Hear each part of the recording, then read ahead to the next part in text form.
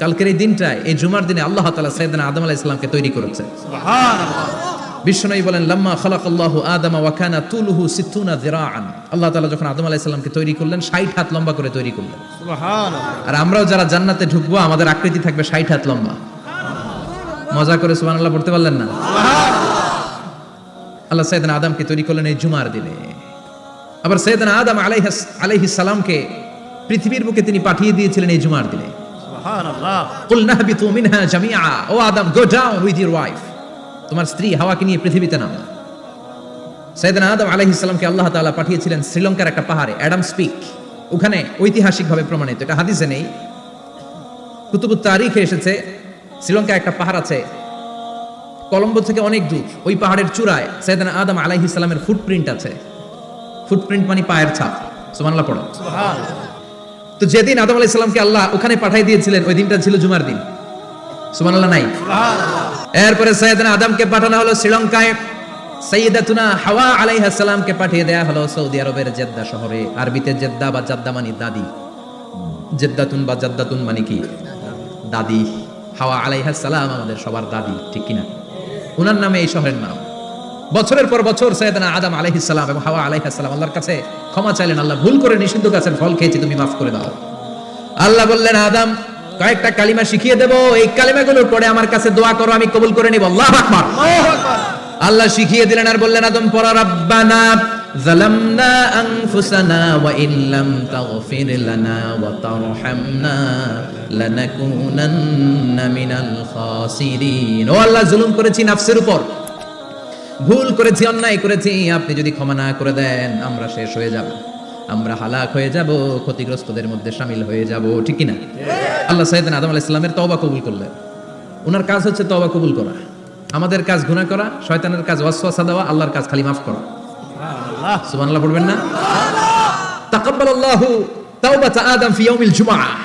আল্লাহ যেদিন আদম আলাইহিস সালামের তওবা যে কবুল করছেন, ঘোষণা দিয়েছেন, এই ঘোষণাটা ছিল জুমার দিনের ঘোষণা। আবার সাইয়েদনা আদমকে যেদিন রূহ কবজ করে আবার নিয়ে যাওয়া হয়, ওই দিনটাও ছিল জুমার দিন। পড়েন সুবহানাল্লাহ। যেই দিন পৃথিবীর প্রথম মানব, প্রথম নবীর রূহ মালাকুল মাউত দুনিয়ায় এসে কবজ করেছে, ওই দিনটাও ছিল জুমাবার। সুবহানাল্লাহ। আল্লাহু আকবার।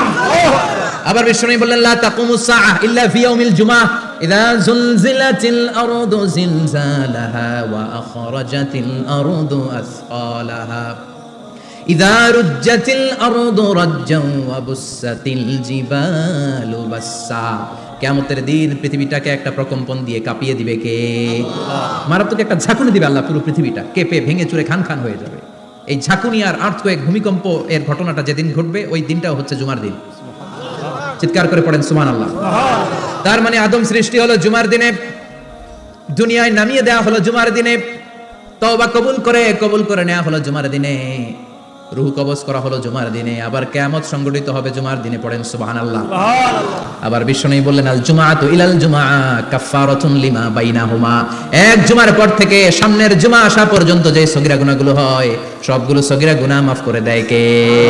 রজবে শাবানে বরকতে দাও, রমজান মাসে গুনাহ ঝরাও, সপ্তাহ জুড়ে তুমি বরকতে দাও, জুমার দিনেতে গুনাহ ঝরাও, রজব শাবানে বরকতে দাও, রমজান মাসে গুনাহ ঝরাও, ঠিক কি না? তার মানে জুমার দিন গুনাহ মাফের দিন। সারা সপ্তাহে ভুল ত্রুটি অন্যায় যা করলাম, জুমার নামাজের বদৌলতে সব গুনাহ মাফ করে দেয় কে? এই দামি দিনটাকে আল্লাহ ইহুদিদের দিতে চেয়েছিলেন, পায় নাই। আলহামদুলিল্লাহ কবেন না? আলহামদুলিল্লাহ। ইখতিলাফু, তারা ইখতিলাফ করে হারাইছে এটা। এই দামি দিনটা রব্বুল আলামিন নাসারাদেরকে দিতে চেয়েছিলেন, ফাখতালাফু, ওরাও ইখতিলাফ করে হারাইছে। এজন্য ইখতিলাফ ভালো জিনিস না খারাপ জিনিস? ফাজা আল্লাহু বিনা ফাহাদানা বিহাদা দ্বীন। রব্বুল আলামিন এই দিনটা আমাদেরকে দিলেন, আমরা ইখতিলাফ করি না, এই বিশ্বনবীর হাতে হাত রেখে ঐক্য করে ঘোষণা দিয়েছি জুমার দিন আমাদের সাপ্তাহিক দিন। সুবহানাল্লাহ। সুবহানাল্লাহ। বিশ্বনবী বলেন, ফাগাদান লিল ইয়াহুদ, সাপ্তাহিক আনন্দের দিন ইহুদিদের জন্য হচ্ছে শনিবার, ইয়ামুস সাbt, ও বা'দা গাদ লিন নাসারা, আর খ্রিস্টানদের জন্য হচ্ছে রবিবার, আর আমাদের জন্য হচ্ছে শুক্রবার। চিল্লায় পড়েন আল্লাহু আকবার। তার মানে জুমার দিন, জুমাবারের মর্যাদা বেশি না কম? চিল্লায় বলেন বেশি না কম?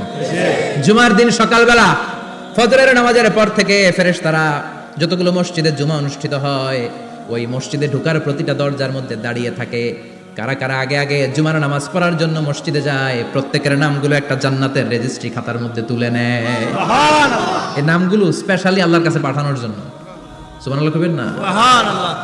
ডানে বায়ে সামনে পেছনে যতগুলো দরজা, প্রতিটা দরজায় ফেরেশতারা বসে থাকে। কে আগে আসলো নাম তুলে দেয়। তুলতে তুলতে তুলতে তুলতে খতিব সাহেব যখন খুতবা দেওয়ার জন্য মিম্বারে যেয়ে বসে যায়, ফেরেশতারা তাদের খাতা বন্ধ করে তারাও খতিব সাহেবের সামনে জুমার খুতবা শোনার জন্য বসে যায়। পড়েন সুবহানাল্লাহ। প্রথম জুমার দিন জুমার মসজিদে যে ঢুকবে, বিশ্বনবী বললেন আল্লাহর রাস্তায় একটা উট কুরবানি দিলে যেই সওয়াব, এই সওয়াব আল্লাহ আমলনামায় দিয়ে দেয়। সুবহানাল্লাহ। দ্বিতীয় পর্যায়ে যে ঢুকে, বিশ্বনবী বললেন বাকারা, গরু কুরবানির সওয়াব পায়। 3 নম্বরে যে ঢুকবে, বিশ্বনবী বললেন কাবশা, হাদিসের ভাষায় এসেছে আল কাবাস, কাবাস মানে হলো বকরি, বকরি কুরবানির সওয়াব। 4 নম্বরে যে ঢুকবে তার হচ্ছে দাজাজা, দাজাজা মানে মুরগি। জুমার দিনে আগে আগে যাবেন তো? ইনশাআল্লাহ সবাই রাজি আছেন? ইনশাআল্লাহ চিৎকার করে পড়েন ইনশাআল্লাহ। ইনশাআল্লাহ।